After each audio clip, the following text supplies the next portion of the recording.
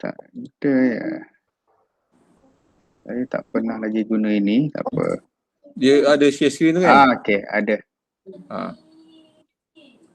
Alright. Ada, nampak ni. Dia tengah mengeluarkan diri dah. Okey, dah ada. Ada?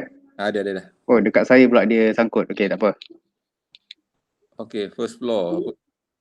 Okey, dia kisah dia ini daripada satu site dekat Sabah ni. Sabar, okey. Dia punya concern sebab dia kata dekat pintu tu semua dia ada guna magnetic door lock. Alright. Okey, jadi dia bawah tu mall, atas tu resident. Okey. Okey. Jadi dekat pintu ni semua ada access card reader luar dan dalam untuk resident saja gunalah. Okey. Okey. Dan belah dalam ada door release glass. Alright. Belah dalam. Cuma belah luar tak ada. Jadi dia punya concern sekarang ni dia nak propose benda tu kena install dekat luar. Tapi kalau tengok daripada drawing yang ada approve tu memang tak ada lah benda tu dekat luar. Cuma saya nak tanya, ada memang apa-apa keperluan ke kalau ada magnetic door lock memang kena ada release glass tu ataupun ada reader pun dah good enough? Oh, actually konsep magnetic door ni dia sebenarnya memang kalau ikutkan untuk escape dia tak boleh lock pada bila masa. Okey, itu memang dia punya konsep asal by law lah. Okey. Jalan keluar ni memang tak boleh pun dikunci. Okey, dia boleh diakses pada bila-bila masa. Okey. Okey, cuma kadang-kadang bila kawasan yang mixed development ni ataupun yang high end punya area lah. Okey, normally dia akan provide ni as a security. Okay, macam dia tak nak outsider masuk lah dia orang punya area. Terutama macam keadaan design sekarang ni, kita boleh tengok bawah mall, confirm orang awam ramai. Betul. So sangat senang untuk orang access ke atas kalau dia orang tak ada security yang bagus lah. Okay, so untuk kes ni, dia dibenarkan untuk ada magnetic door ni. Tapi dengan syarat, bila emergency tu, dia kena release.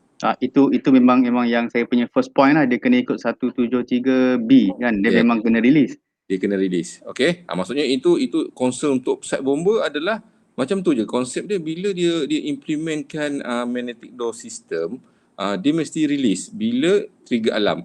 Cuma ada kaedah lah, ada certain bangunan dia release semua floor. Okay, dia release semua floor. Ada certain bangunan dia by sandwich system. Okay. Okey, tapi untuk purpose tu dia tengok kepada design bangunan tu sendiri. Macam mana dia designkan dia punya safety. Sistem dia lah. Okey. Kebanyakan kalau normal building dia akan release all the way lah. Maksudnya semua tangga akan release. Once trigger alarm, the whole building tu release. Betul. Okey, cuma berbeza macam saya boleh kongsikan untuk bangunan TRX tu kan. Menara TRX tu, SC106 tu. Dia tak macam saya kongsi sebelum ni. Saya tak tahu saya pernah kongsi belum. Exchange 106 tu bangunan apa sekarang? Menara TRX yang 106 tu. Menara TRX tu takat ni paling tinggi tu. Okey, kan dia ada 106 tingkat tu kan. Dia release by floor. Dia punya konsep evacuation dia adalah partial. Partial evacuation bermaksud 5 tingkat yang dikonsider sebagai incident floor. Bawah dia 5 tingkat adalah receiving floor. Other than 10 story ni dia normal. Okey, kalau macam tu dia hanya release that floor saja, orang floor tu saja boleh evacuate, tapi tingkat bawah kalau ada pintu pun akan release lah untuk final exit. Dia 10 tingkat. Okey, contoh dia ada emergency di tingkat 25. Okey, bila tingkat 25, automatik tingkat 26 dan 27 dan bawah dia 2 tingkat 24 dan 23 dikonsider sebagai incident floor, bermaksud 5 tingkat. Okey. Jadi dia tak turun habis lah. Tak, ini yang dia kira sebab dia pun implement yang magnetic door ni. Okey, implement juga untuk security untuk tangga. Okey, jadi bila 5 tingkat ni, 25 tadi 3 alarm. Okey, 26, 27 dan bawah dia 2 tingkat, mana 5 tingkat lah kan? Incident floor 3 tingkat, 2 tingkat atas, 2 tingkat bawah. Dikonsider sebagai incident floor. Okey, bawah 5 tingkat ni dia consider sebagai receiving floor. Sebab apa? Dia implement partial evacuation. Bermaksud 5 tingkat incident floor ni akan turun 5 tingkat bawah dia. Okey. Dan dia akan berkumpul di lobby lift lah. Lift lobby. Partial evacuation. Sebab dia punya sistem dia tak ada implement full evacuation. Itu yang menariknya kat situ lah. Tapi itu boleh lah maksudnya ya? dibenarkan lah. Itulah cakap, itu kan kita depend pada sistem. Sebab apabila bangunan tinggi 106 tingkat kan, so dia tak terap lah semua orang yang tak relevan. Sebab dia ada sistem yang dia percaya bila dia punya sistem tu bagus lah. Waalaikumsalam. Tak dengar suara. Ada yang tak dengar suara saya lah? Salam tu Azhar dah mula ke? Saya tak dengar suara. Suara Tuan Fazli pun kami tak dengar tadi, tapi macam ada berkelip macam bercakap, tapi kami tak dengar. Ya, dah mula. Yang lain dengar suara saya tak? Nur Amelina, Farah, Jai dengar suara saya tak?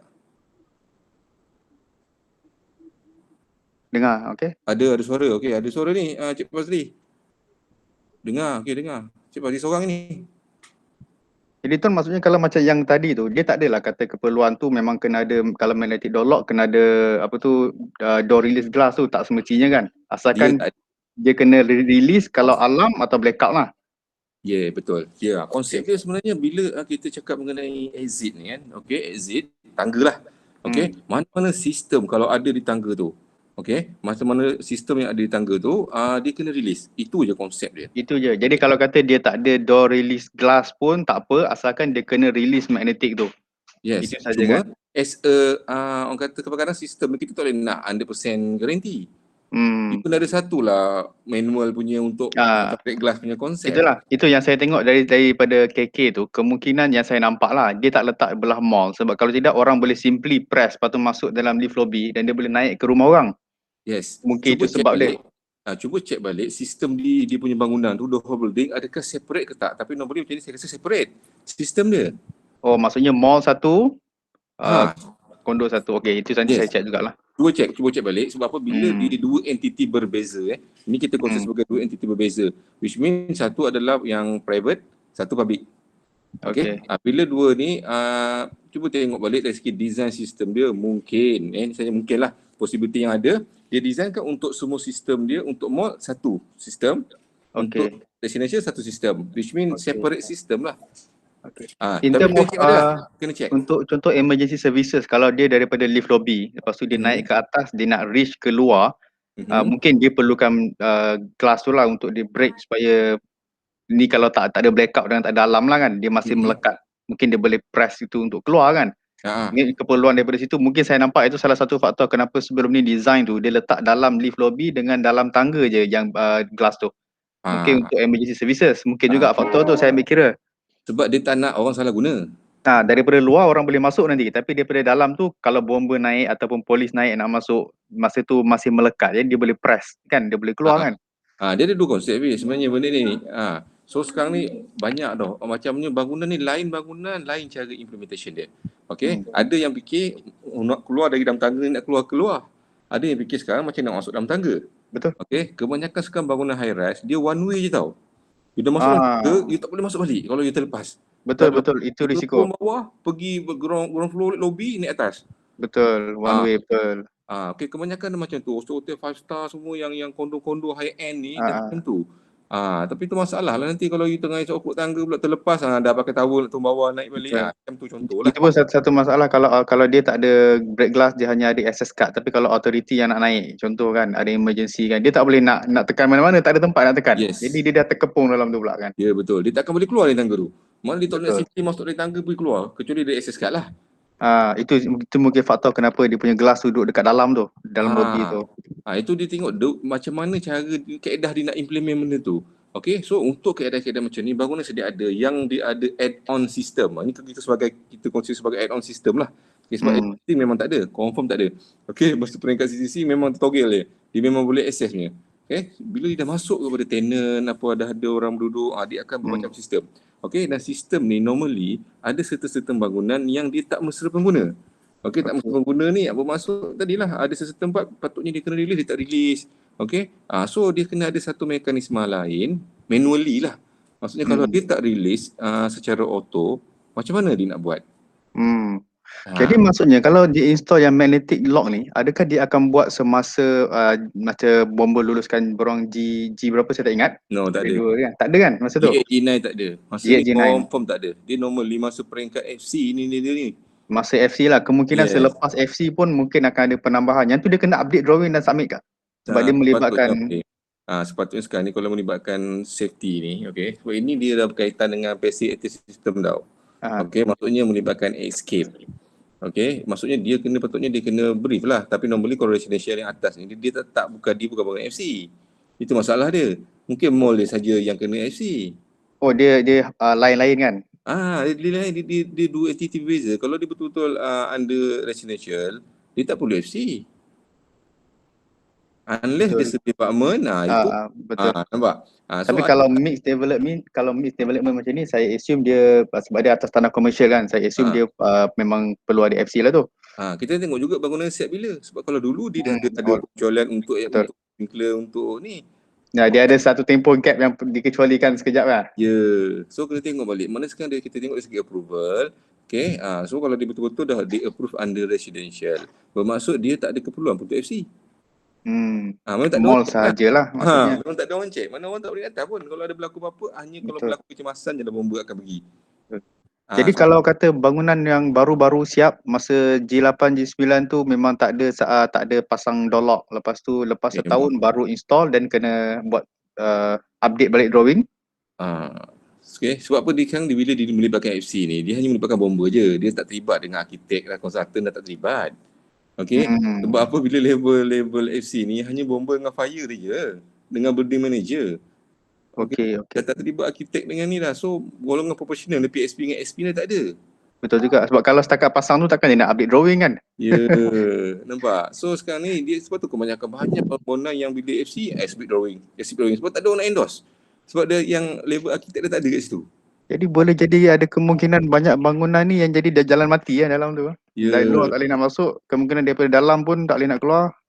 Ini masalah. Sebab tu sekarang ni building manager, JMB lah. JMB tu main peranan penting. Kalau dia orang pun tak ada knowledge pasal safety, security ni habis. Betul lah. So sekarang ni presiden macam jenis satu type presiden dia memang nak secure habis kawasan tu. Itu yang jadi satu pressure, dia nak kena buat access sana sini, dia nak block kan. Macam-macam magnetic door lock dia nak buat. Untuk security orang takut. Bila lagi kaya lagi takut. Orang takut perompak masuk lah macam-macam double triple dia punya lock. Tapi end up kau terperangkap sendiri dalam rumah sendiri. So in this case kalau saya boleh refer, saya ambil 173B sajalah. Maksudnya dia kena release sajalah. Dia tak boleh ada failure lah. Maksudnya sistem tu tak boleh fail lah. Kalau fail maksudnya dia akan jadi buruk lah. Akan jadi mungkin malapetaka lah. Yalah, orang terperangkap lah.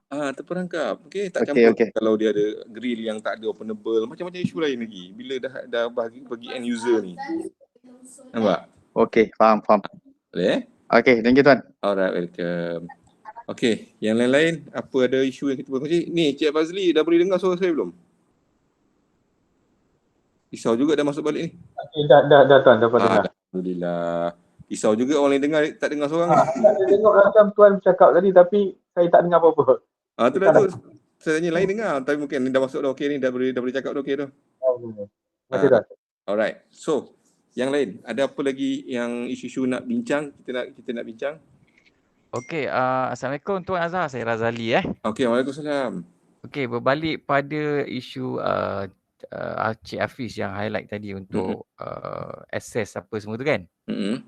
Okey, ikut pengalaman saya dekat 20 tahun, kebanyakan bangunan yang tahun 2000 staircase dia memang one way lock. Maksudnya one way lock. Banyak yang jadi ada yang sebelum ni bila bomba FC dia bila kita buat macam fire drill tu kita akan staging satu tempat, Betul. Contoh kebakaran tingkat 10 kita staging level 9. Dia normally 2 tingkat bawah lah. 2 tingkat bawah. So kita akan naik staircase, Betul. Dia akan naik staircase. So bila naik staircase, dekat staircase tu dia one way lock. So maksudnya daripada staircase nak ke lift lobby ataupun nak tempat yang terbakar tu, bomba tak boleh nak masuk. Betul lah tu. Jadi saya minta pandangan Tuan Azhar, adakah perlu pihak pengurusan bangunan menukar balik jenis one way lock ni, tukar kepada two way lock, dan kita boleh dibenarkan ataupun dengan ada cara lain kita guna magnetic door tadi yang seperti Cik Hafiz highlight lah. Itu soalan saya Tuan. Okey. Alright. Terima So kasih. sekarang ni sama. Okay. So sekarang macam ni. Banyak sebenarnya. Saya agree dengan statement ni. Okay. Banyak bangunan sebenarnya yang kita tak sedar yang guna one way punya kaedah ni. Okay. Dan benda ni sebenarnya sangat-sangat berisiko lah. Terutama bila ada emergency macam tadi kan. Kita tingkat 10 terbakar. Bomba akan staging 2 tingkat bawah. Alright, lepas tu dia akan naik tangga. Confirm naik tangga. Dia takkan direct. Kecuali dia betul-betul pasti dah buat size up, memang secure untuk digunakan fire fighting lobby. Alright, dia akan dua kaedah. Tapi normally lift tu adalah option terakhir untuk diguna untuk fight fire lah. Biasanya dia akan naik until 2 floor bawah, and then dia akan pakai tangga. Okay, untuk situasi macam ni, memang confirm tak boleh masuk. Okay, sebab dia one way. Kalau boleh, okey, cuba bincang balik dengan JMB, okey, untuk implement lah kalau dia masih nak guna lock system ni, cuba implement cuba implement tadilah untuk access card. Sekejap.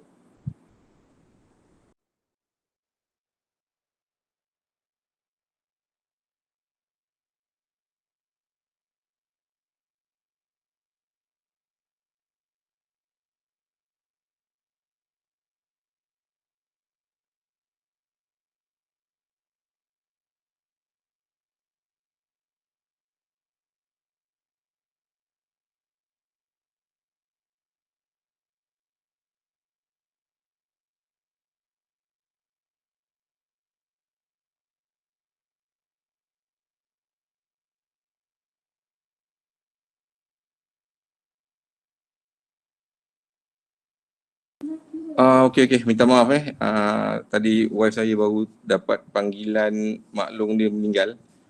Okey, kat Johor. So tengah confirmkan tu. Sorry terinterrupt sebab dia baru dapat panggilan kan. So tengah confirm lah nak pergi kakak dia nak pergi balai polis tu. Kalau dapat lepas, sebab saya takut tak lepas sebab maklum kan, tak tahu lah rasanya. Johor kat mana tu tuan? Seramat je. Okey. Cuma takut tak lepas apa PKP ni kan. Tapi tunggulah kakak dia pergi dulu. Kalau anda kata lepas, mungkin wife pergi seorang lah ikut dia punya kakak lah. Okey, kita sambung. Okay, sementara dia confirm tu, kalau ada berlaku nanti saya akan inform balik lah. Alright, tadi berbalik pada masalah tadi. Kalau boleh bincang balik dengan JMB. Okey, JMB macam mana kita boleh tukarkan sistem tu kepada magnetic system. Itu lebih baik sebenarnya. Okey, kalau tidak memang sukar kalau nak buat penyelamatan lah. Okey, boleh Cik Azli? Okey, boleh. Cuma cost tu je lah untuk bila nak kena auto release tu kan. So kena link banyak device untuk firefighting punya betul. Sistem lah. Okey, so sekarang ni kalau yang sekarang lah, existing yang sekarang, kalau anda kata masuk dari segi contingency plan kan, mungkin JMB ada macam mana keadaan alternatif dari segi penyelamatan tu. Kalau betul-betul konsep dah macam ni, nak tak nak sekarang dia kena inform bomba untuk bomba direct guna firefighting lobby, pergi ke tingkat tu, tingkat kebakaran. Itu saja cara yang ada. Sebab apa pintu ni memang tak boleh nak lepas. So bila direct firefighting lobby, semua kita takut dekat situ lah. Bila dia betul-betul pergi dekat level kebakaran, betul-betul kena lainlah kaedah dia nak pergi madam api tu. Sebab apa? Nak kena tahu exactly keadaan di floor tu. Sebab apa? Kalau di through tangga, dia ada risiko dia kurang sikit.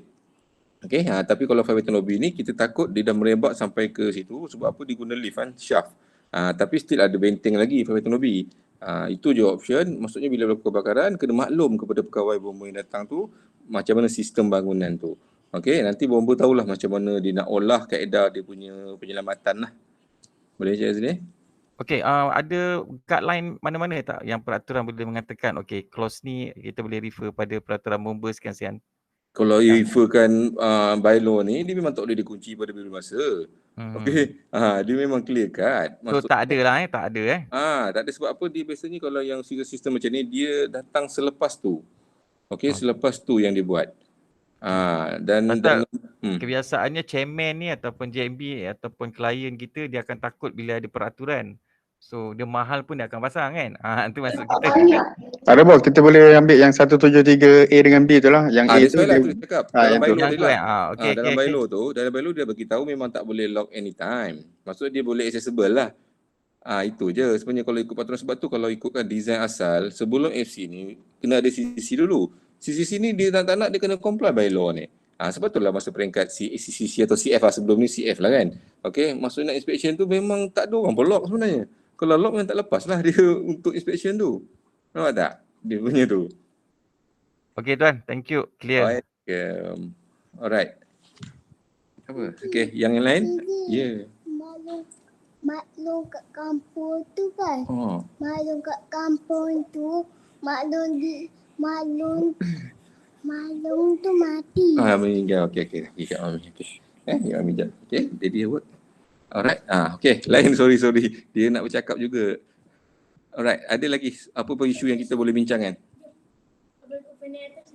Bapa dia. Bapa. Okey, adik Mami. Alright, ada apa lagi isu kita boleh bincang? Okay, alright. So kalau sementara tak ada isu ni, saya nak share satu untuk jarak antara bangunan. Okay, sebab you all ni kadang mungkin yang peringkat ni banyak dah bangunan dah siap. Okay, tapi just nak tahu bila any extension tu, macam mana kita nak tahu yang kita punya extension tu adalah masih lagi selamat. Okay, selamat maksudnya dari segi jarak antara dua bangunan tu, kalau ada fire spread, okay, dia tak mengebak ke sebelah. Okay, so untuk kita nak tahu jarak selamat antara bangunan, kita kena refer jadual ke-6 UBBL lah. Okay, jadual ke-6 UBBL. So kat situ, aware tak benda jadual ke-6 ni? Siapa yang tahu? Ke tak pasti? Boleh? Ke nak saya terangkan sikit? Okeylah, saya terangkan sikit lah. Okay, so sekejap saya share screen dulu. Mana share screen ke sana?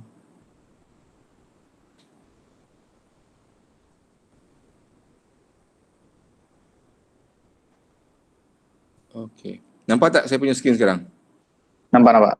Okey. So, ini lebih kurang Ini saya tadi sementara tunggu nak 8.30 saya dah draw sikit. Okey. Contoh, ini satu bangunan Kalau jadual ke-6 ni, ini kita anggap bangunan ni face kepada bangunan satu lagi. Alright?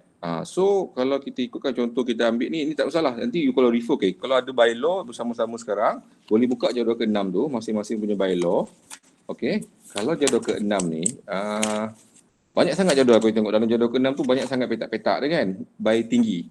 Okey, dia tinggi. Okey, so sekarang untuk jadual ke-6 ni dia ada 4. Bahagian 1, bahagian 2, bahagian 3, 4 sampailah jadual pengisi ni untuk dia nak pastikan dia punya jarak tu selamat tak selamat. Okey, untuk secara general dia jadual ke-6 ni kita kena create. Okey, kita kena create kita punya notional boundary. Maksudnya imaginary line lah. Okey, kalau you ada dua bangunan contoh ini contoh bangunan A. Okey, lepas tu you face dengan satu bangunan lain lagi. Okey. Okey. So sini ada bangunan you lah. Okey, katakan sini satu lagi. Okey, nanti opening tak kisahlah banyak. Okey, so kita anggap sekarang ni dua bangunan ni dia face each other. Okey. So kita kena kira jarak antara bangunan kita tu ke boundary. Ini kita anggap yang line ni adalah imaginary line ataupun notional boundary. Okey, nombor ni kita akan ambil kita punya boundary lah. Okey, sempadan kita. Okey, so kita kena measure sini dia punya jarak ni berapa ke boundary kita. Okey, ni kita assume ini boundary kita lah. Ni bangunan sebelah. Okey, kita ambil satu bangunan. Okey, so kita anggap sekarang contohlah kita ambil bangunan ni adalah kedai lah. Contoh kedai atau apa kedai kita boleh ambil. Kedai kita tak kisahlah apa pejabat ke apa. Okey, contoh kita ambil kedai Okey, kedai ni di bawah purpose group kedai. Kita akan tengok. Okey, buku jadual ke-6. Ada tak buku bylaw kat you all? Ada tuan, ada. Ada boleh refer Okey, contoh katakan ni bangunan high-rise kita buat kedai. Saya nak nampakkan beza sebab kalau buat pejabat nanti kita just tukar sheet jadi pejabat. Sebab dia ada purpose group dia kan. Okey. Contoh kita buat kedai yang supaya nampak macam mana. Mana nampak tulisan dia ni? Sini ke? Okey. First time guna dia punya apps ni. Okey, contohlah tinggi dia 21.4 meter contoh. Meter. Okey. Okey, lebar dia, kita tengok muka dia lebih kurang 9 meter. Okey. Maksudnya panjang ni lah. Dia punya tinggi dia. Okey, tinggi ni. Okey. Lebar dia 9 meter lah. Okey. So kita kena pertama step kita kena dapatkan berapa persen opening. Okey, yang petak-petak kecil ni adalah kita anggap dia tingkap ke opening lah. Opening pada bangunan tu. Okey. Dan daripada dinding ni lah. Okey, contoh ni. Okey, kita akan refer, kita akan buka pertama, kita akan dapatkan percentage opening. Okey, katakanlah kita kira mula kita ambilkan dia punya muka keseluruhan ni 21.4 ni kali dengan 9 dulu. Okey, dapatkan overall. Okey, dapatkan overall 21.94. Okey, kali sini lebih kurang 100. Okey.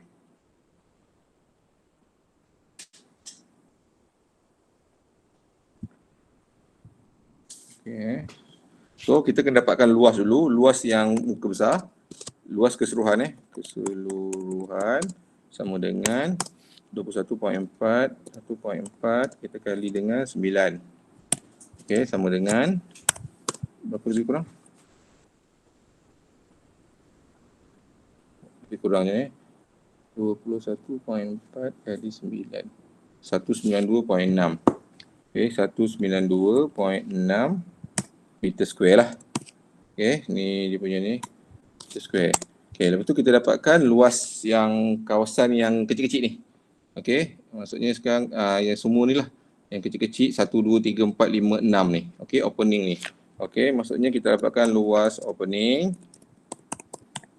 Okey, kita assume lah berapa Adakah saya punya pengiraan ni lebih kurang kalau kita tengok jadual ni. Okey, tahulah kita dapat 87 square meter. Okey. SQM, KM kuasa 2 lah. Square meter. Okey. So kita dapatkan dia punya percentage opening. Okey, peratus bukaan.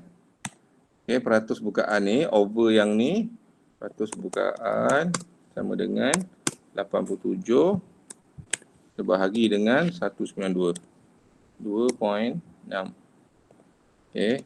Sama dengan apa ni? 87 192.6 bagi 192.6. Lebih kurang 0.45 kali 100, 45% lah lebih kurang. 45.17. Sama dengan 45.17%. Okey, maknanya bukaan dia adalah 45.17%. Yang kecil tu over yang keseluruhan. Okey, so kita buka jadual. Okey, buka jadual ke-6 ni. Okey, kita cari kedai. Okey, kedai adalah purpose group yang dia under purpose group yang kumpulan maksud 5, 6 dan 8. Yang kedua, part kedua, bahagian kedua. Okey, kalau ikut kumpulan yang pertama tu adalah kediaman kecil, institusional, kediaman lain, pejabat dan tempat bangunan. Itu yang grup pertama. Okey, pergi kepada grup kedua, jadual satu juga, grup kedua, cari kedai. Kita tengok, okey, kalau kat jadual ke-6 ni, setiap kotak ni dia bagi tahu. Okey, segi 4 bujur mengepung setinggi 3 meter, okey, 6 meter, 9 meter. Okey, kita kena tengok yang paling hampir dengan 21.4 meter dulu. Okey, so kalau kita tengok kotak-kotak yang ada ni 21 meter, ni 21.4. So kita kena ambil yang segi 4 bujur mengepung setinggi 24 meter. Sebab yang dia antara, dia dah lebih 21 kan. So kita tengok yang 24. Okey, yang 24 meter sekarang kita tahu yang kotak pertama adalah lebar segi 4. Lebar segi 4 dia adalah 9 meter.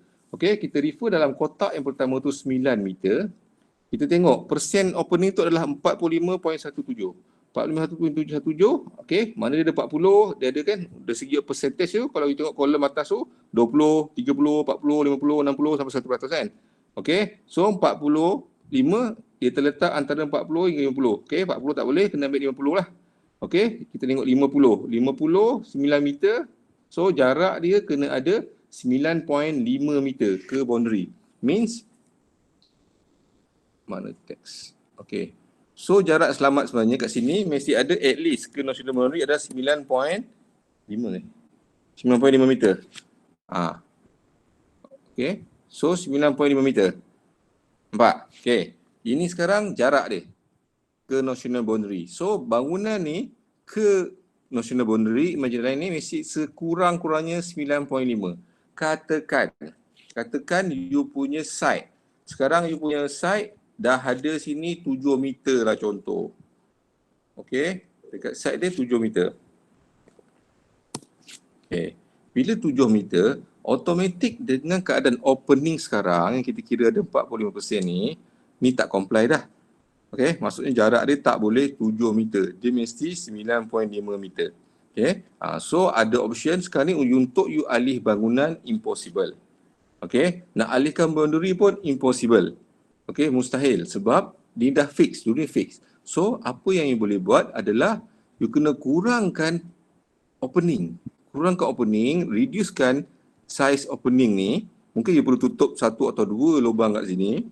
Okay, ataupun kecilkan you punya opening untuk dapatkan percentage yang kurang dari 45. Okay, so kalau kita tengok dekat sini untuk jarak 7 meter. Okay, kalau lebar bangunan 9 meter, 7 meter maksudnya you kena aja boleh bukaan you hanya 30% sahaja. Okay, 30% sahaja, jarak dia 6.5 meter. Nampak? Dua cara. Okay, kalau you tak boleh nak comply yang sini, jarak dia memang dah fix 7 meter, you kena kurangkan opening kat bangunan. Okay, kepada 30% saja. Ni sekarang 45. You kena reduce kepada 30% sebab kalau bukaan you 30%, jarak dia hanya perlu 6.5 meter saja, which is comply dengan 7 meter. Okay, boleh tak? Faham tak? Boleh tuan ulang balik, saya tak dapat. Yang mana tak dapat? Macam mana boleh dapat 95 tu? Saya Okay, so sekarang ni macam ni. Kita dah dapat yang dari segi nak dapatkan peratus bukaan boleh Okay, peratus bukaan senang kan? Maksudnya you ambil opening ni, over dinding keseluruhan, you dapat persen bukaan. Betul? Okay, so sekarang ni untuk kita punya bangunan kedai, kan kita kat kedai kan? Okay, kalau tak kedai pun kita ambil purpose group lain lah. Kalau ke kedai, okay, contoh ni kilang lah. Tapi kilang tak ada tinggi ni, tak kisahlah kita ambil kumpulan mana. Okay, contoh kita kilang kedai, kita kisah dia dalam kumpulan yang sama. Okay, dia kumpulan yang sama. Okay, so sekarang ni untuk ketinggian 21.4 meter, you kena tengok kotak yang 21.4 lah. So dekat sini kalau kita tengok ketinggian dia ada 21, lepas tu terus 24, betul? Ada tak dalam 26? Betul So untuk 21 meter tak boleh sebab tinggi dia 21.4. So automatic you kena refer kolom yang 24 meter. Okay, itu pertama dah settle Okay, sekarang kita tengok yang lebar segi 4 bujur, yang first kolom tu kan dia 3, 6, 9, 12 tu. Kolom pertama. 3, 6, 9, 12. Okay, pertama tadi kita refer segi 4 bujur mengepung setinggi 20 meter tu pertama. Kolom kena betul dulu. Okay, kita tengok dia punya segi 4 bujur ni adalah yang ni. Yang 9 meter ni. Ni. Okay, so kita tengok yang 9 meter. Betul? 9 meter sekarang, yang bahagian atas ni adalah yang sebelah kanan tu adalah jarak berdasarkan peratus bukaan yang atas. Dekat atas dia 45 tu lah. Okey, kata kita key opening tu adalah 45.17, betul? So kita refer percentage dekat kolom ni, yang 24 ni, yang ada kat atas sekali 20, 30, 40, 50, 60%, tak? Persen. Okey, so sekarang ni 45.1 dia tak boleh guna 40 sebab kurang. Dia kena guna yang kolom 50%. Okey. So cari 50%, tengok yang 9 meter yang mengepung tadi. So jarak dapat 9.5 meter. Nampak tak? Macam mana? Okey, so sekarang ni bukaan ni kita kena tengok 50%. 50%. Okey, turun ke bawah, tarik yang 9 meter tadi, yang bujur tadi. Kolom pertama 9 meter, matchkan dengan 50 meter. Dapat apa dalam kolom? 9 meter. Ini sekejap, saya salah jadual. Jangan salah jadual, dia kumpulan kedua, bukan kolom pertama. Okey. Dia betul-betul sebelum bahagian 3 jadual. Kalau 95. Betul. Nampak tak dalam tu dapat 95, betul? Betul. 95 tu adalah jarak selamat dia. Kalau berdasarkan opening 45% ni. Maksudnya sekarang ni jarak bangunan ke boundary mestilah 9.5 meter. Okey, yang ni faham parat 95 meter faham? Okay, right. Faham Okey, katakan you punya bangunan ke boundary tak sampai 95 meter, ada 7 meter je. Okay. Kan? Sebab mustahil you nak anjakkan bangunan, betul? So sekarang cara you nak comply kan dengan jarak 7 meter tadi adalah dengan mengurangkan bukaan pada bangunan lah. Okay. You tengok di dalam jadual, so kita dah tahu sekarang yang lebar segi 4 yang mengepul 9 meter tetap 9 meter. Okey, untuk dapatkan jarak 7 meter adalah kalau ikut jadual 6.5 saja dia. So 6.5 equal to 30% bukaan. 30%. Jadi maksudnya kita kurangkan percentage tu lah. Jadi kita akan dapat lagi rendah Yes. jarak tu kan. Okay, jarak tu lebar. Sekarang dia ada 7 meter je sekarang. Kita ada 7 meter saja ke boundary. So untuk kita nak alih bangunan mustahil. So kita kena kurangkanlah bukaan pada bangunan tu yang menghadap each other tu. Bukaan ni maksudnya apa? Tingkap yang memang dah terbuka ke? Yes, tingkap tu mana? Kalau bukan dia rated, kalau bukan apa itu ada bukaan. Okey, kalau macam dia hanya gelas tapi gelas tu boleh buka juga pun kira bukaan lah. Gelas kau tak boleh buka pun tu bukaan. Sebab dia bukan rated. Sebab dia bukan rated. Dia consider sebagai apa ni? Unless kalau dia betul-betul brick wall tutup habis tak ada masalah. Kita rapat boleh bangunan. Okey. Clear? So kalau selagi ada tingkap ataupun ada gelas tapi gelas tu bukan rated, masih dikira sebagai enclosing lah. Dikira sebagai opening. Yes, opening, bukaan. So kalau bangunan tu tinggi dia letak semua gelas, full gelas dia kira penuh lah. Yes. Okey. Masa dia kena lagi jauh lah jarak antara bangunan ke bangunan. Yalah, itu dah consider 100%. Kalau dia pakai full height glass, 100% sekarang kalau ikutkan dah berapa jauh jarak tu? 30 meter ke atas dah lepas lah. Tapi mustahil lah orang nak biar dia punya ke boundary 30 meter.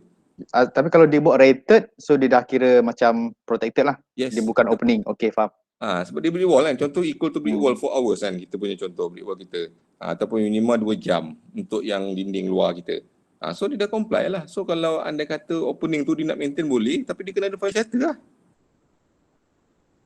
Fire shutter maksudnya dekat tepi tu? Dekat opening tu. Kalau kita nak opening tu. Okey. Kan, untuk ditutup keseluruhan mustahil sebab nanti dia tak dapat percayaan. Betul. So dia bermain dengan compartmentation. Faham tak? Jadikan dia wall. Tapi guna fire roll shutter. Kalau kes macam tu, kalau dia nak buat juga, dia kena buat semua tingkat tu automatik turun lah. So baru dia kira full compartment, dia kira tak ada opening macam tu. Yes, tapi tak adalah orang buat dengan hadap tu. Memang tak pernah lagi lah nampak macam tu kan. So dia akan reducekan opening tu lah. Mungkin tingkap dia 2x2 jadi 1x1. Macam tu lah, dia still ada opening, tapi dia reducekan size. Boleh? Okey, faham. Okay, lepas tu pula. Tuan, sorry tadi saya ada incoming call, so saya tak dapat macam mana dapat luas opening tu tadi. Okey, luas opening macam ni. Okey. Tadi Pertama, saya ada okey, tak apa saya ulang Okey. Okey, pertama sekarang kita nak dapatkan luas peratus opening ni, kita mestilah bukaan ni, perimeter bukaan ni over dengan dinding keseluruhan bagi. Okey, so sekarang kita kali dulu straight. Kita kali yang keseluruhan dulu 21.4 kali dengan 9 meter. Ini adalah 192.6 ni adalah untuk overall yang dinding menghadap tu. Okey. So kita tengok pula tingkap-tingkap apa semua bukaan any opening pada dinding tu. Okey, kita kira. Okey, kita kira dia punya berapa area dia. Okey, kita kira opening dapatlah 87 meter square. Okey. So nak tahu peratus bukaan tu, yang luas opening tu kita divide dengan luas keseluruhan. Kita dapatlah peratus opening ni. Boleh? Saya rasa dia tak faham kenapa dia tak dapat 87 tu. Kita buat macam dia dapat 87 tu. Iya. Tak, ini kalau nak buat ni size ni lah, kita ikut size ni. Mungkin ni 2x3. Ini saya assume je. Okey. Saya assume sebab kan nak pecah-pecahkan tu masuk sekarang ni, kalau lagi banyak you punya kotak, you kira je. Okey. Boleh? Okey tuan. Faham. Sebab ni saya tak measure. Cuma saya assume. Shortcut. Okey. Boleh? Okay, kalau betul-betul kita measure ni 2x3, 2x6. Okey, faham. Boleh? Thank you tuan. Okay, clear. So ini adalah kaedah pertama untuk nak kita kira. Lepas tu kita kena kira, contoh kita dah dapat sekarang ni tadi 9.5 meter kan. Betul. So sekarang jarak you 7 meter yang ikutkan pada side. So sama ada you kena kurangkan you punya opening ataupun yang bangunan lah yang mustahil tadi. Okay. So kita kena tengok dekat dalam jadual pengisi. Adakah jarak yang ni 7 meter yang kita ada ni comply tak?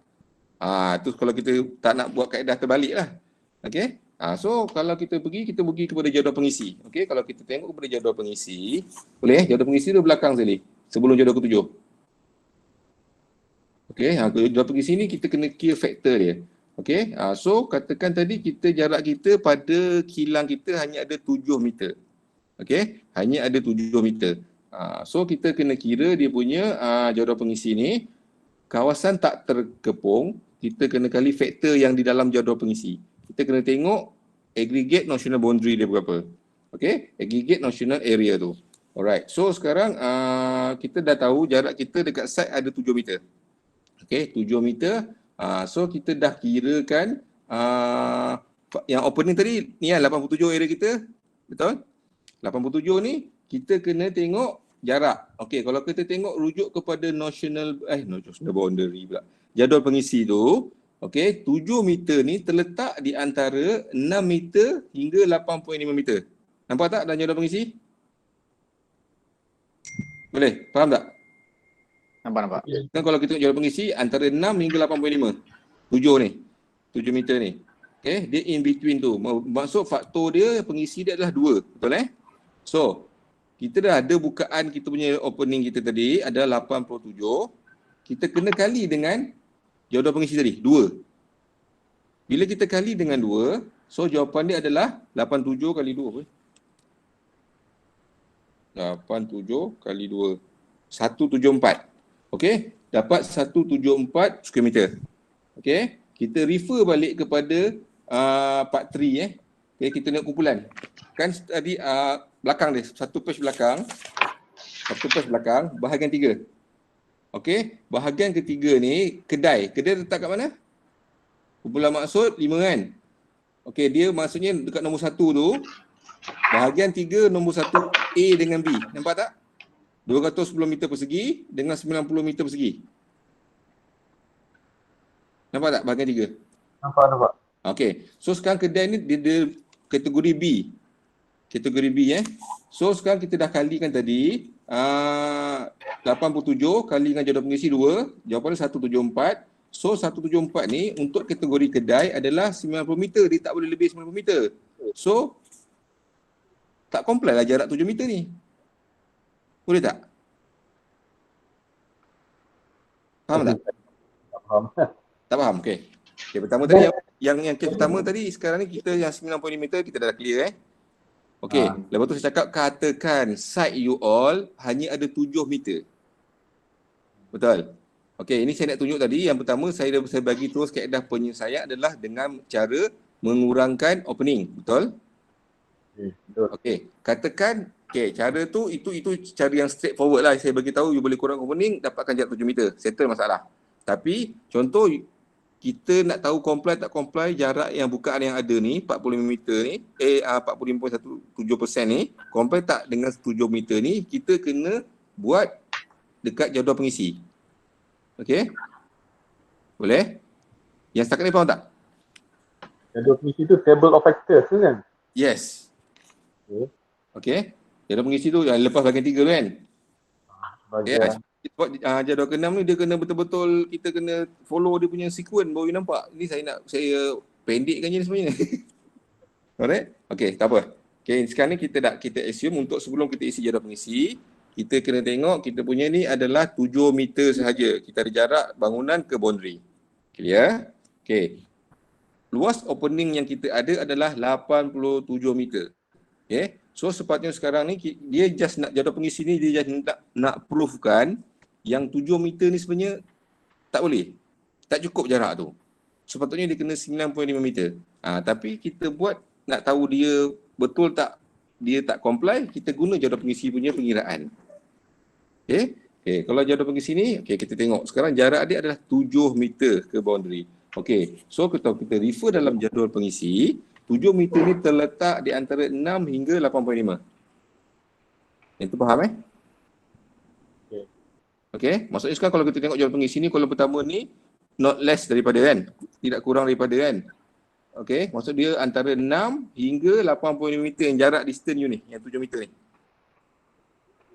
Boleh? dia punya jarak ni ke national boundary you adalah 7 meter. So 7 meter terletak di antara 6 hingga 8.5. So jadual pengisi you adalah 2. Okey. Okey, lepas tu kita nak tahu 7 meter ni comply tak comply dengan jarak yang sepatutnya. Kita kena darabkan you punya opening. Luas opening tadi kita dah kira 87 meter square. Betul? Kita kali dengan 2 jadual pengisi ni. 7 ni antara 6 hingga 8.5. So you punya jadual pengisi adalah 2. So 87 you kali dengan 2 you dapat 174 tadi kan? 174 square meter, betul? Okey, bila dah dapat 174 ni, you refer kepada bahagian 3. Okey, yang poin nombor 1. Poin nombor 1 tu dia ada A dengan B. Okey, untuk A ni 210 meter persegi. Okey, dia tak boleh lebih. Untuk kumpulan maksud 1, 2, 3, 4 dan 7. Okey. Ataupun yang kategori 90 meter persegi ni adalah untuk bangunan kategori 5, 6 dan 8. Boleh? Faham tak yang satu A, B ni? Faham.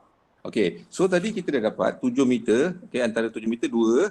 Jadual pengisi kali dengan 87 dapat 174. Okey, tempat ni kedai dia terletak di bawah purpose group 5. Purpose group 5 kita kena refer 1B. Bermaksud dia tak boleh lebih 90 meter persegi.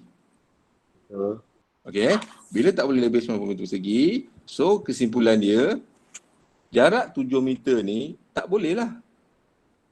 Tak selamat untuk bangunan you. Tuan, saya nak tanya tentang national boundary tu. National boundary tu maksudnya garisan yang center lah antara dua bangunan kan? Imaginary line. Maksudnya sekarang senang cerita you punya boundary lah. Contoh you bangunan pertama. Dia tak semestinya dia center tau. Mungkin bangunan sebelah ni ke dia punya national boundary ni mungkin sini 5 meter je. Faham tak? Mungkin sini 5 meter je. Itulah. Kan? Maksudnya kalau imaginary, maksud kita boleh imagine national boundary tu 9 meter lah. Betul lah. Imaginary maksudnya you buat satu imaginary line yang you rasa ini jarak selamat yang perlu ada. Biasanya dengan kata lain national boundary ni sebenarnya you punya sepadan lah. Yeah. Sebenarnya takkan you nak buat national boundary masuk kawasan orang. Betul. Kan? Dengan kata lain tu, walaupun dia dinamakan imaginary line, yang you imaginekan tu line sepatutnya, tapi logik akal takkan you nak letak kat area orang. Mesti you punya kawasan sendiri. Boleh? Boleh. Faham? Clear tak? Dia ni memang rumit sikit. Dia kena, ke mana je? Dia kena betul-betul kalau ada buku senang kita refer. Okay? Dia ada dua, saya faham dia, kita ada dua boundary, dua line lah. Satu lagi yang real punya boundary lah. So mungkin boundary sebenar dia kita 7 meter. Betul. Tapi national tu kita nak ambil dia, mungkin kita boleh ambil center antara bangunan yang sebelah tu. Boleh, tak ada masalah. So kita ambil center. Mungkin dia berada di dalam tanah sebelah. Betul.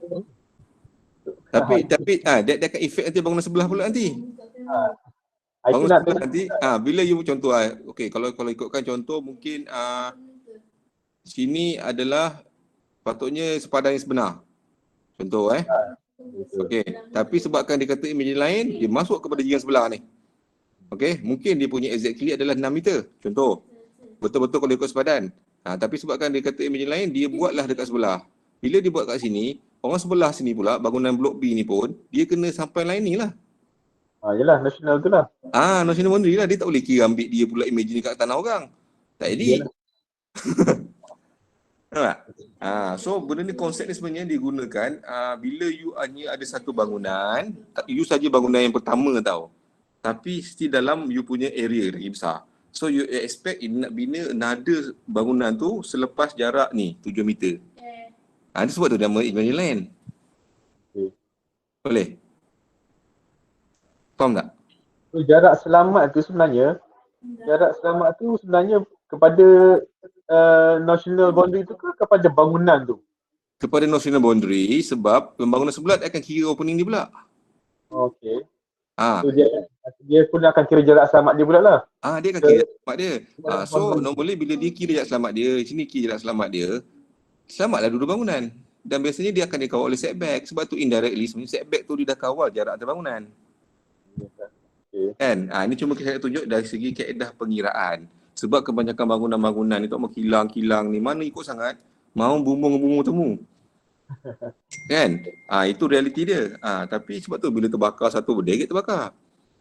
Okay, sebab dia punya tu dimakan oleh lidah api. Sebab kita kata konsep api mengebat ni ada olah haba, ada radiation kan. Ada heat transfer. Itu kaedah-kaedah dia. So bila jarak ni kita kawal, kita dapatlah bendung kawasan ni saja, tak mengebat ke sebelah. Alright, boleh? Clear tak? Betul. Boleh okay. So saya stop present. Alright. Tuan, Puan.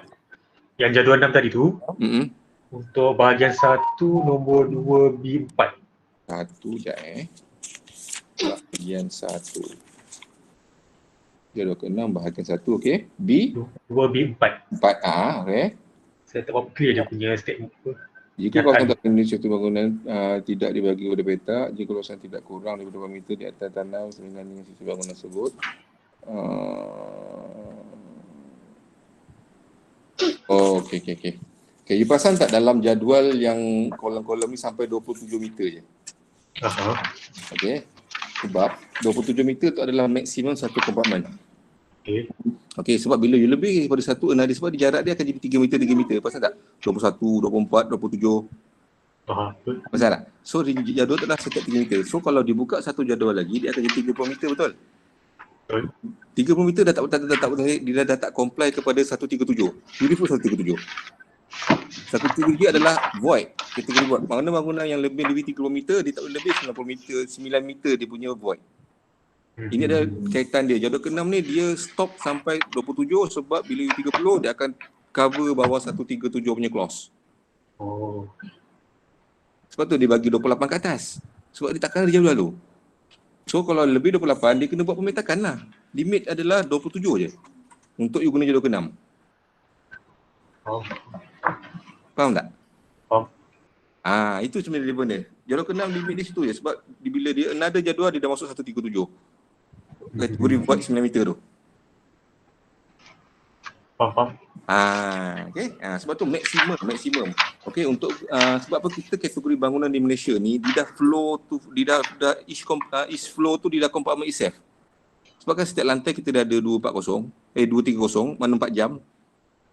Betul. Dia kontrol oleh fire barrier floor to floor kompartmen.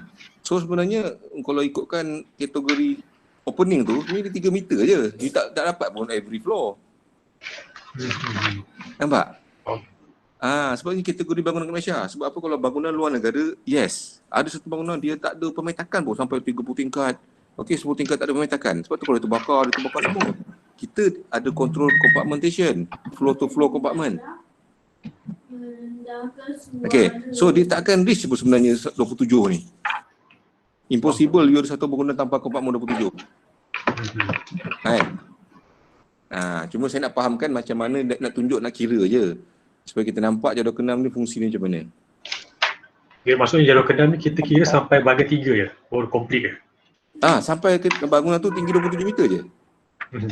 28 kata memang dah tak ada wujud dah sebenarnya. Dia dah tak boleh nak buat tanpa kompartmen. Boleh? Alright. Ada apa soalan lain lagi? Boleh? Sekarang ni saya cubalah 1 minggu, saya akan sediakan satu topik untuk kita bincang. Kalau tak ada apa soalan lah. Kalau ada soalan, kita fokus on soalan you all je. Right? Okay. So, anything else yang kita nak ni, kita pun kejap nampak bila dah komen dah kat assessment 23 dah. Okay. Ada apa soalan lagi? Atau apa-apa yang rasa confused lagi? Saya nak tanya pengiraan beban pendudukan. Macam mana? Beban pendudukan.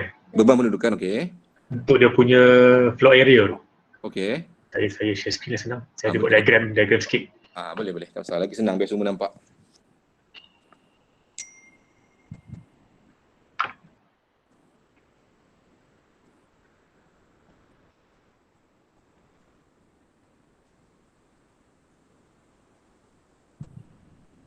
Gunakan bahasa yang nampak ke? bertanya. Okey. Cara nak kira area tu untuk beberapa kedudukan. Okey. Contoh macam bangun office ni, kita ambil office saja ke atau masuk sekali MAE, Okey. SKS ke? Okey, so sekarang ni kita buka tu jadual ketujuh. Okey, tenang, kita terus praktikal. Okey, kita buka jadual ketujuh. Tunjuk terus kan, biar semua faham.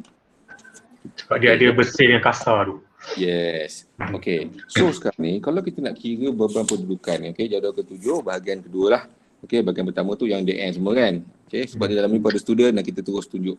Alright. Okey, so sekarang ni kita refer dalam jadual ketujuh untuk kedudukan ni anda pejabat. Okey, anda pejabat dulu. Bila anda pejabat ni sekarang dikira kasar tau. Okey, untuk kategori pejabat dia hanya ada kasar. Bila ada kasar, you kena campur semua area tu.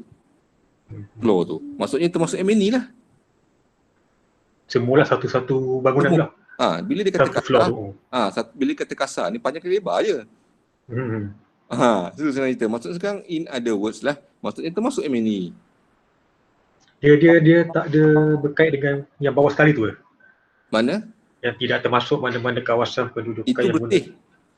Itu bersih. Itu kalau kita bersih baru you boleh minuskan that area. Yang kurang 4 tu bukan yes. Okey. Itu kalau dia tolak semua itu adalah kategori bersih. Tapi untuk pejabat, kalau kita refer dan jadual ketujuh ni, dia tak ada bersih. Semua guna kasar. So bila kasar, dah tak terpakai dah 4 ni. Okey. Cuma option untuk bersih ni bila dia ada option bersih. Contoh tempat pembunuhan ada bersih. Nampak? Okey. Lepas tu kalau you tengok tempat tidur tu, hospital semua ada bersih. Okey, sekolah ada bersih. Maksudnya bila yang ada kategori bersih untuk dari segi berkedudukan, baru you boleh minus nombor 4 ni. Bersih contoh macam kedai pasar. Kena tengok kategori. You kena tengok dulu kategori bangunan you dalam jadual ketujuh ni. Okey, kalau dia falls under institutional, tu bersih semua. So kalau bersih dia tak termasuk koridor semualah. Ya, kalau bersih dia bilik-bilik saja. Nombor 4 tu. Macam ni kekurangan yang terakhir sekali. Maknanya koridor tak termasuk, lift tak masuk, MBE pun tak termasuk lah. Kecuali protected area lah, ditolakkan protected area semua. Dia bersih sajalah. Ya, yang bersih itu dah bersih. Spa, gym dengan karaoke je lah. Dia tengok dia punya purpose group tu jatuh kat mana dulu. Barulah kita refer jadual ketujuh ni, dia kat mana duduk ni. Contoh kan. Contoh kata-kata spa, karaoke ni semua jatuh kedai ni. Kedai lah. Dia jatuh kedai. Bila kedai, kalau kedai, kasar. Dia tak ada bersih pun. Semua lah ni. Semua lagi. Sebab tu cakap. Pertama kita kena determine dulu projek kita adalah purpose group mana.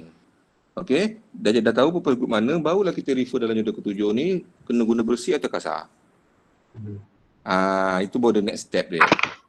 Kalau dikata kasar lah tak ada pilihan untuk you tolak bersih. So kalau saya tukar dewan, maknanya bersih lah. Depend lah. Kalau dewan tempat bangunan, bersih. Itu pun dia guna sama ada you fix seating ataupun yang betul-betul yang open. Nampak?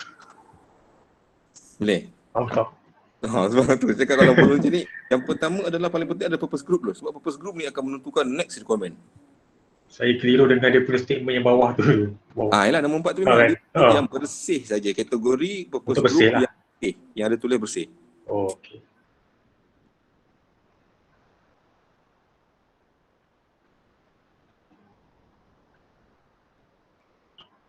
Hello.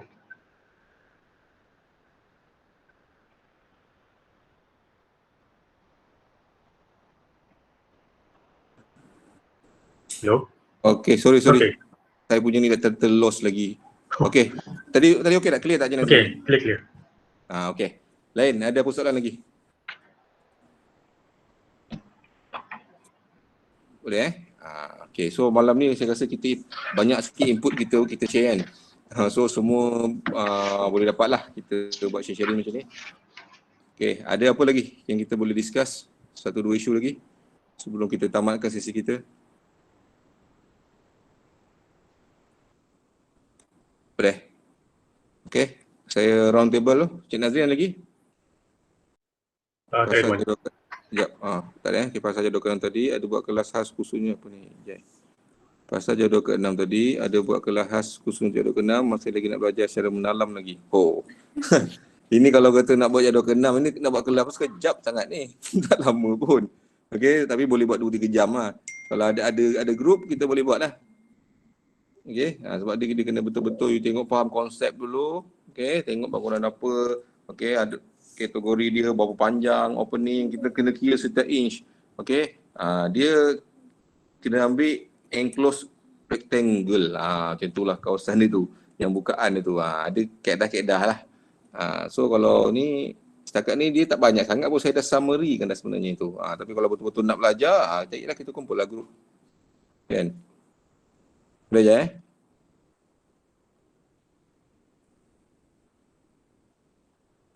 Okey. Cik Ain tak ada. Cik Fazli? Cik Fazli okey? Betul, saya nak tanya, boleh tak saya tanya satu soalan yang tidak teknikal? Boleh, tak masalah. Soalan ni berkenaan dengan saya ada satu projek innovation. Okey.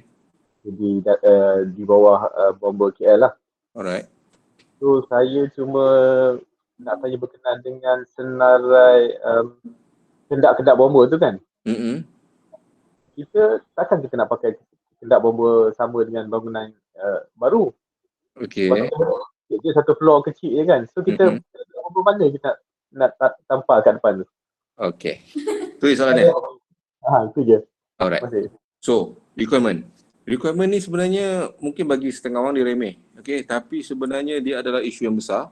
Okey, sebab apa saja kehendak-kehendak yang dinyatakan pada pelan tapak itu, dia akan menggambarkan apa yang ada di dalam projek itu.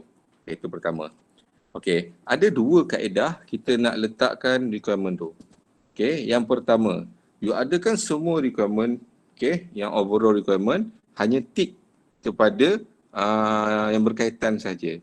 Itu kaedah pertama. Kaedah kedua adalah you betul-betul masukkan hanya yang berkaitan dengan pindaan you. Okey, contoh untuk case renovation. Pertama, confirm keperluan yang kena ada adalah pilih bomber sedia ada, hendaklah berada dan kena baik. Itu yang pertama. Satu je. Itu untuk bahagian atas sekali, kehendak-kehendak umum. Okey, itu you pergi kepada kehendak pasif. Kehendak pasif pula, tengoklah apa boleh terlibat. Adakah ada partition, okey, ataupun ada tambahan EL plus sign yang berkaitan je. Okey, kalau tak ada M&E punya perubahan, okey, tak perlu letak M&E pun. Okey, maksudnya sekarang ni untuk case renovation hanya better you letak yang mana berkaitan dengan pindahan you. Tapi kalau ada yang M&E punya scope, mungkin relocation sprinkler ke, you kena masuklah part-part yang berkaitan. Boleh? Sebab saya pernah buat satu renovation juga di Putrajaya. Okey. Putrajaya, dia ada satu lagi narai kendak bomber yang khas untuk renovation. Inilah. Itu saya cakap. So sekarang ni, tadi sebab katakan dia memang berbeza dengan yang standard punya tu. Okey. Sebenarnya kalau you nak tahu, di bomber tu, dia dah ada satu requirement untuk kediaman. Okey, untuk pejabat. Untuk hotel. Dia dah buat sebelum ni, dah buat macam tu. So bila orang buat projek tu, dia terus tampalkan apa benda yang berkaitan lah. Okey, tapi itu dah dulu-dulu punya. Jadi bila dah pergi yang sekarang ni, kebanyakannya dia tampal semua, dia tickkan mana yang berkaitan. So andai kata ada yang miss, okey, mungkin kalau pegawai dia rajin, dia tickkan lah. Okey, kalau tak dia beritahu untuk requirement ni, masukkan apa-apa sekian. Okey, so dari segi yang ini pandangan saya lah. Okey, requirement tu dia apa yang menyatakan dia mesti ada pada projek tu. Okey, so kalau tak berkaitan, tak perlulah. Okey, tapi ada certain state dia dah tetapkan macam Putrajaya tadi kan. Okey, bila renovation je, dia mesti ada requirement ni. Tapi kadang-kadang tak terlibat pun yang apa yang dalam tu. Mungkin you hanya tambahan dinding ataupun tambahan satu bilik server je. Tak logik you nak letak Australia nak tambah. Okay, tak logik lah nak letakkan extinguisher tambahan. Okay, dia mesti ada yang berkaitan saja. Boleh? Boleh semua cakap. Tapi better dikonfirm dengan state tu. Sebab apa? Lain negeri, lain pelaksanaan. Itu yang susah saya nak bagi kata putus. Dia jadi isu dia sekarang. Isu dia sekarang pasal lockdown. Saya pernah mohon nak berjumpa dengan pegawai bomber. Tapi dia kata sekarang ni kita tak buka untuk perbincangan. So, tapi saya perlu buat submission juga. Dia kata submission boleh buat. Cuma dropkan drawing tu dalam kotak. Tapi untuk consultation dia kata tak ada. Itulah tu masalahnya. Sebab kadang musim ni, sebab apa saya rasa majlis pun benda yang sama juga. Dia bagi drop area je untuk submit dokumen. Dia tak buka pun untuk public. Buat sekarang lah. Dan saya rasa banyak lagi government sector yang lain pun implement benda yang sama. Tapi masalah kita yang lain technical ni, inilah dia. Bila tak boleh nak pay consult, kita susah lah nak buat submission tu, takkan nak reject aja kan. Kita kalau boleh tak nak reject lah, jadi bagi masa je. Betul. Itulah apa yang saya boleh cakap sekarang ni, memang dah keadaan PKP kan susah lah. Untuk ni kena suitkan requirement negeri-negeri itulah. Tapi kalau pada pandangan saya, cukup sekadar letak apa yang berkaitan dengan pindaan yang you buat. Alright. Okay, lain ada soalan Cik Fazli? Setakat ni itu je lah tuan. Itu Okay, Cik Hafiz, ada apa lagi? Tak ada tuan. Tak ada Okay, Cik Razali? Tak ada tuan. Boleh, Pun kalau balik Segamat tu drive carefully. Tak tahu lagi Hati memandu sebab tu tak tahu, tak balik polis lagi, tak tahu akak dia macam mana cerita. Alright, thank you Cik Razali. Okay, Jai, apa lagi soalan Jai? Nak kepastian cara jarak DN apartmen unit residensi dengan sebi apartmen hotel adalah 10 meter. Apartmen unit dikira titik hujung ke pintu unit tersebut. Dan sebi apartmen hotel dikira titik hujung ke pintu tangga. Adakah benar? Okey. Konsep DN Okey, konsep DN ni saya bagi konsep. Okey, saya bagi konsep saja. So, apa saja kategori projek, suitkan aja. Okey. Konsep DN, bila kita sebut DN, dia hanya ada satu option untuk melarikan diri.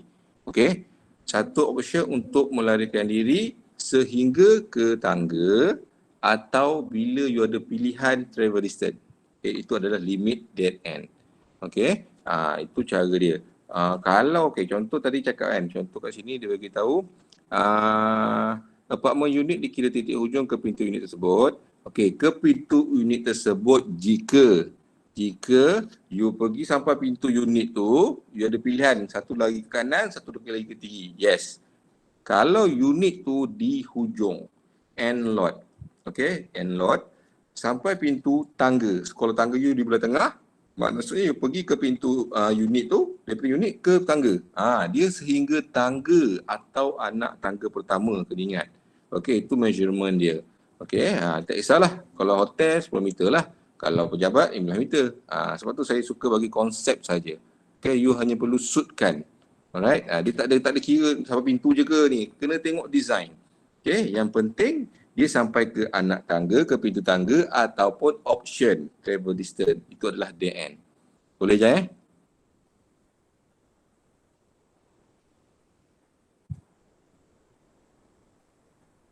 Boleh tak? Okey. Ada soalan lagi apa Jai?